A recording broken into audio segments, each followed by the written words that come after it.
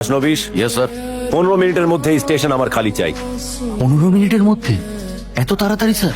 একটা স্টেশন খালি করতে হবে। প্রবলেমটা কোথায়? না না, মানে এত প্যাসেঞ্জার। অল্টারনেটিভ ব্যবস্থা করো।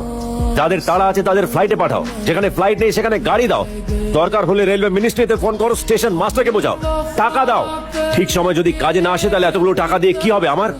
খাস নবিশ, এই মিটিংটা আমার কাছে ভীষণ important. This meeting is very important to be খাস নবিশ। যে কোনো কস্টে এই স্টেশন আমার খালি চাই। Do you get it? Yes sir, I do.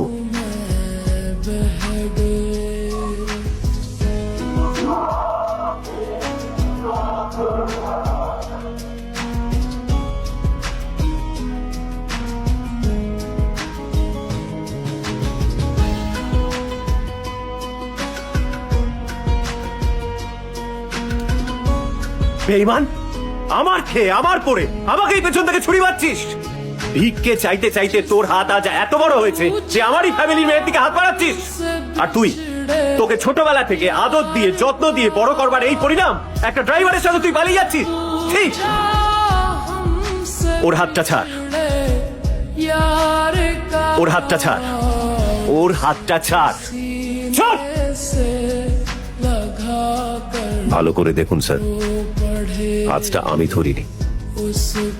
আমার মুখে মুখে তর্ক করছিস, তোকে আজ আমি শেষ করে দেবো।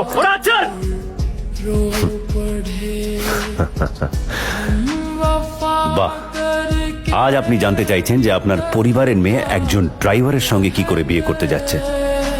আর একজন কোটিপতি বাবা, সে তার মেয়েকে জিজ্ঞেস করতে পারে না যে সে সামান্য একজন উকিলের সঙ্গে কি করে বিয়ে করলো? আমি তো তাও এখন ওর সিঁথিতে সিঁদুর দিইনি। আপনি তো সিঁথিতে সিঁদুর দিয়ে মালা বদল করে বিয়ে করে ওনার সামনে গিয়ে দাঁড়িয়েছিলেন, তাই না? আজ আপনার পরিবারের মেয়ে এত বড় একটা ভুল করেছে যে যাকে ভালোবাসে আপনি তার উপরেই বন্দুক তুলে দাঁড়িয়ে আছেন।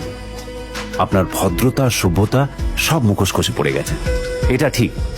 আর উনি রাগের মাথায় একটা গুলি চালিয়েছিলেন বলে সেটা তার অন্যায়, সাংঘাতিক অপরাধ, তাই না? আপনাদের বাড়ির মেয়ে মেয়ে আর ওনার বাড়ির মেয়ে মেয়ে নয়।